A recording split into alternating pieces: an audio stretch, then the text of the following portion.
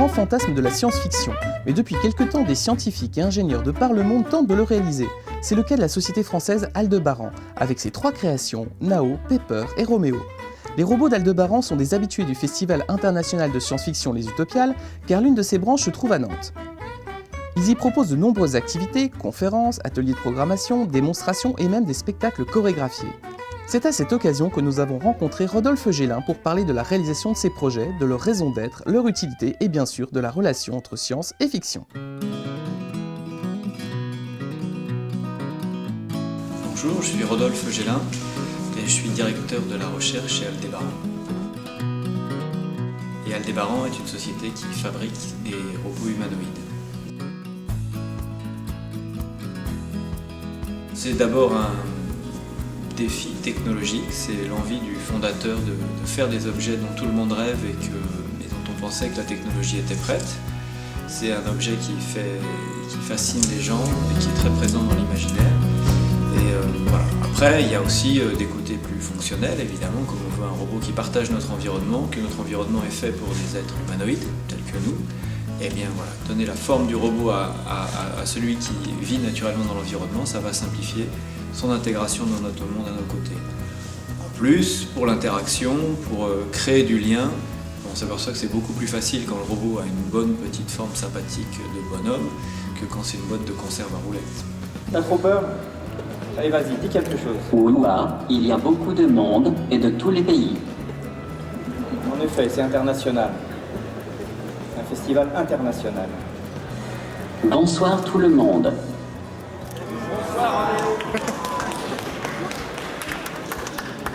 Hello, everybody.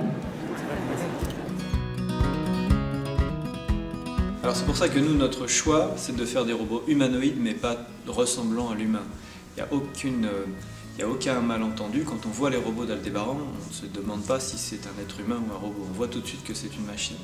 Donc notre objectif, c'est de dire, on ne vous trahit pas, on vous montre que c'est une machine. En revanche, on lui donne une forme qui est pour nous celle qui va le rendre le plus facilement sympathique et le plus facilement utile dans l'environnement que vous partagez avec lui. Et avec lequel l'interaction sera le plus facile.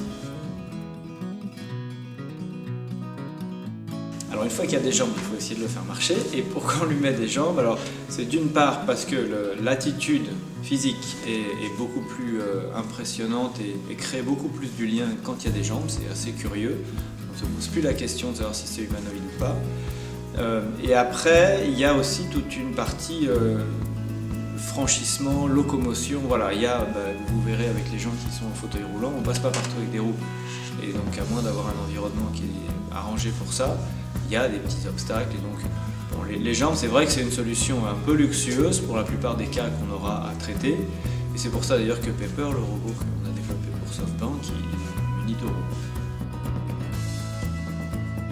Il y a beaucoup de travail qui a été fait, il y a beaucoup de laboratoires qui font marcher des robots, il y a des algorithmes qui existent. Donc c'est quand même un sujet qui a bien avancé, sur lequel on trouve pas mal de littérature et qu'on peut implémenter comme on l'a fait sur Nao. Je dirais que la difficulté, c'est surtout l'équilibre, c'est-à-dire après gérer que le robot, quand on le bousculera, quand il passera sur un obstacle, il ne va pas tomber. Donc c'est la gestion de l'équilibre dynamique. Ça en effet, quand il y a des perturbations, c'est ça qui est vraiment compliqué. Surtout, je suis très content d'être à Nantes pour participer aux Utopiales. Depuis que Nao m'avait parlé de cet endroit, j'avais très envie de venir aussi pour rencontrer tous les amoureux de la science-fiction, mais je n'osais pas parce que je suis tellement moins fort que les robots qu'on voit au cinéma ou dans les livres. Mais moi, au moins, j'existe.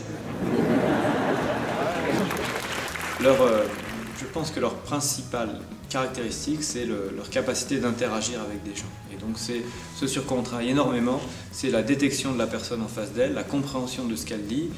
On travaille sur la compréhension des émotions même, pour être sûr que la personne est attentive et que la personne est de bonne humeur ou non. Et donc le robot adapte tout son comportement à l'état de la personne qui est en face de lui. Et donc c'est tout ce qui fait la différence entre robot et pas robot. Quand on dit de quelqu'un il est comme un robot, ça veut dire qu'il déroule un programme sans faire attention.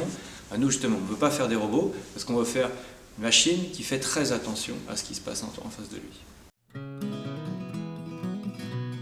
C'est vrai que les règles de comportement dépendent beaucoup des pays. Il y a certains gestes qui sont très mal interprétés dans d'autres pays ou sur d'autres planètes, comme le montrait Alexandre Astier hier. Donc voilà, il faut évidemment une adaptation, mais c'est comme tous les logiciels, il y a une localisation, comme on dit. Voilà. Alors, il y a non seulement les textes, mais il y aura aussi certains gestes qu'il faudra adapter en fonction des cultures dans lesquelles le robot sera utilisé. C'est là où on voit que la programmation d'un robot est un peu plus complète que la simple programmation d'un ordinateur et d'une interface graphique. Et puis sinon, le Japon, bah ouais, assurément, c'est un pays qui nous a très bien accueillis. C'est un pays, l'université de Tokyo a acheté 30 Nao il y a quelques années, voilà, témoignant que le produit offert par Aldebaran répondait aux attentes de ces gens-là qui sont très exigeants en robotique. Et puis il y a l'implication de SoftBank, le grand opérateur japonais dans la société, qui démontre que voilà, quand les Japonais font le tour du monde pour chercher un champion en robotique, ils viennent chercher Aldebaran en France. Plus qu'indépendance, on parle d'autonomie.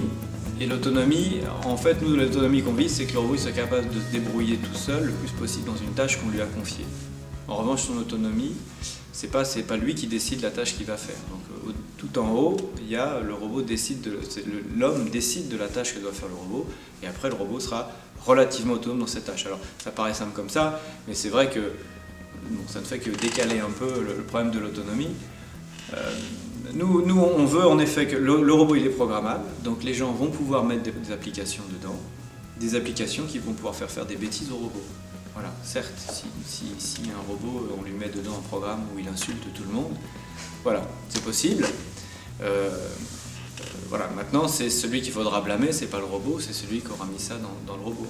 Donc, voilà, l'usage des robots ne dépendra principalement que des gens qui les programment. Nous, chez Aldebaran, on dit ce qu'on peut faire, si vous voulez, c'est de certifier certaines applications. Donc, on peut imaginer qu'on aura un store d'applications où les gens viendront chercher des applications pour mettre sur leur robot. Certaines applications seront certifiées Aldebaran.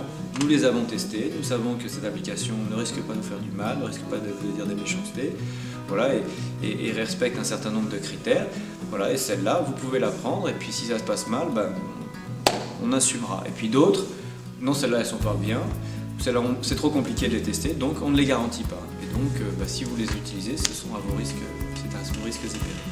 Donc voilà la façon dont on va réussir à mettre des robots de plus en plus autonomes, intelligents si on veut, tout en étant capable d'assumer une certaine responsabilité quand même sur ce que font nos produits à l'extérieur.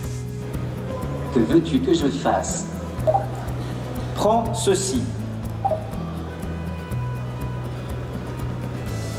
Voilà, tu lui déposes une bouteille d'eau dans la main. J'analyse ça. Il le scanne avec son système de vision 3D. Ok. C'est bon? Tu te souviendras? Qu'est-ce que c'est? C'est une bouteille d'eau. C'est un truc qu'on boit quand on a soif. Enfin, ce qu'il y a dedans, de l'eau. Ok. C'est bon? Très bien. Je lui ai donné une bouteille d'eau, interaction physique, je Que lui donne un veux-tu que objet. je fasse? Eh ben, donne-moi la bouteille d'eau. Prends-la. Merci. Allez, et toi, donne-la moi aussi. Tu me la donnes, oui? Enfin. Merci. Allez, ça y est, je l'ai prise. Tu peux la lâcher. J'avais soif, moi. Donne soif de parler. Ah. C'est important de s'hydrater pour les personnes âgées. En fait, plus qu'une intelligence, il peut apparaître des comportements. Si vous mettez deux comportements avec une certaine autonomie côte à côte, et peut-être que la mise en œuvre simultanée de ces deux comportements va provoquer des choses que vous n'aviez pas prévues. Cela dit que mais ce comportement imprévu, il n'est piloté par aucune conscience. Et donc le robot n'a pas moyen de dire « Tiens, si je mets un peu de ce comportement-là et un peu de ce comportement-là, je vais faire un truc qu'on ne m'a jamais demandé de faire. » Le robot, il ne pense pas à ça. Le robot n'a pas de conscience, donc le robot n'est pas capable de juger de ce qu'on lui fait faire. Il le fait. Et s'il fait deux trucs qui s'opposent et qui vont faire une méchanceté, s'il le fait, c'est pas par méchanceté, c'est parce que, voilà, c'est le hasard. Après que voilà. Et donc les probabilités pour que cela mène à ce qu'on voit dans tous les films, c'est-à-dire le robot décide d'être autonome, décide de prendre... Eh bien pour moi ça n'a pas de sens.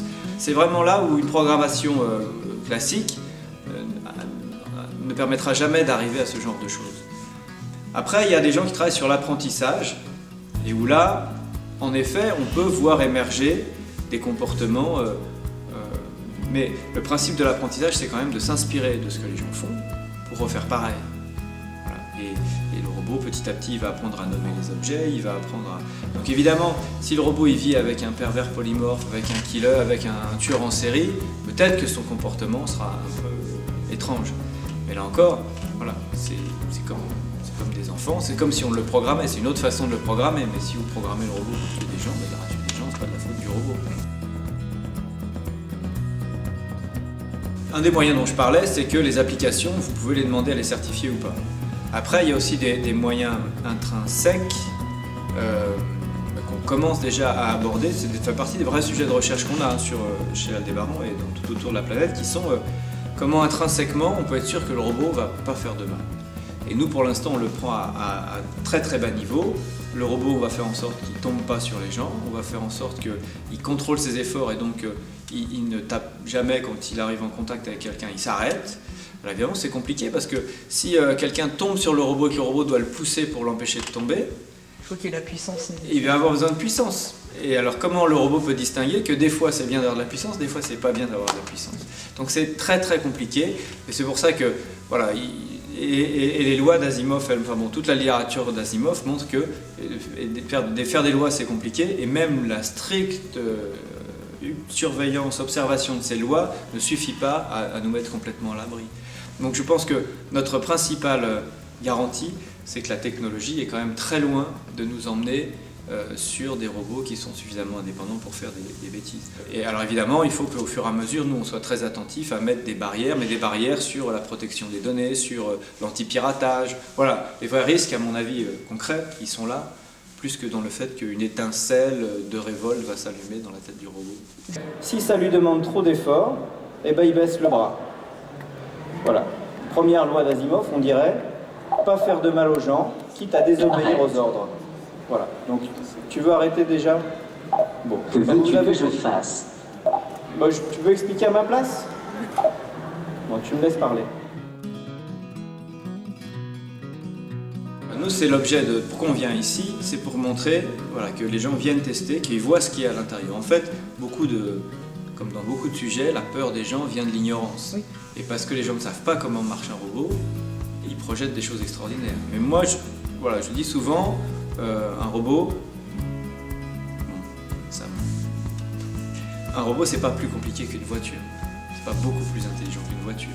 Et vous n'avez jamais peur que votre voiture décide un jour de ne pas aller à Palavas-les-Flots, mais en Normandie. Voilà. Donc il n'y a pas plus de raison que le robot il s'autonomise plus que votre voiture ou qu'un avion de ligne qui est avec un pilote automatique qui fait des choses très très compliquées. Donc voilà, recadrons un peu. Alors malheureusement, évidemment, c'est aux grandes dames de tous les auteurs de science-fiction, mais je citais ce matin Wall-E.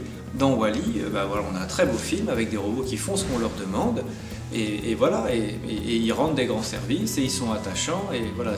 Ça n'est pas la fatalité des robots de se rebeller contre l'homme. Ça n'est pas dans leur gène, et donc malheureusement, alors évidemment ça casse un peu le romanesque de l'histoire, c'est pas un grand risque de l'antique. Ce qui peut arriver, c'est des bêtises, ce qui peut arriver, c'est des bugs, donc on travaille beaucoup sur la correction de bugs, de vérifier que nos programmes font toujours ce qu'on leur demande, et puis il y a aussi des cas où le comportement du robot n'est pas celui qu'on attend, parce qu'on l'a pas bien programmé, parce qu'on n'a pas prévu tous les cas. Bonsoir petite fille. Normalement, je pense qu'on n'est pas loin du 100% d'erreur, hein. Tu as 9 ans. Oh là là là, doucement, je suis fragile. Il a 19 ans? Oh. Ouais, 9 ans. Je veux arrêter, bravo. C'est pas une ville, on pas tout ça. Roméo est un prototype de recherche, un peu comme une Formule 1, donc voilà. Si essayez d'aller acheter une Formule 1, vous allez avoir du mal. On a vendu quelques exemplaires à des laboratoires, mais c'est vraiment parce que ce sont des partenaires. Nao, il est en vente pour l'instant à des institutions, donc pas à des particuliers. On commence à le vendre à quelques particuliers, alors de grandeur c'est 5-6 000 euros.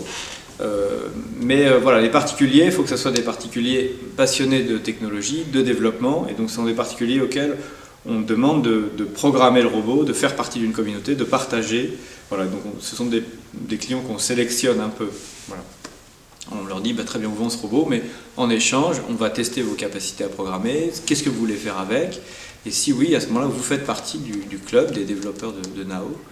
Et voilà, parce qu'on avait essayé de le vendre un peu à n'importe qui, et les gens étaient très vite déçus, parce que comme il ne fait pas grand-chose encore, au bout d'une heure ou deux, les gens jouaient plus avec leur Nao, parce qu'ils considéraient comme un jouet, mais évidemment ils étaient déçus. Et donc voilà, donc c'est pour ça qu'on retarde un peu le moment où on diffusera au grand public Nao, parce qu'il faut qu'il y ait des tas d'applications, qu'il y ait un niveau de qualité, tant du matériel que du logiciel qui est embarqué, pour que les gens ne soient pas déçus et vivent durablement avec leur robot. L'année ou les années à venir. Pour nous, Nao, il faut qu'il passe très vite. Ça veut dire qu'on atteint une maturité qui permet d'envisager ça.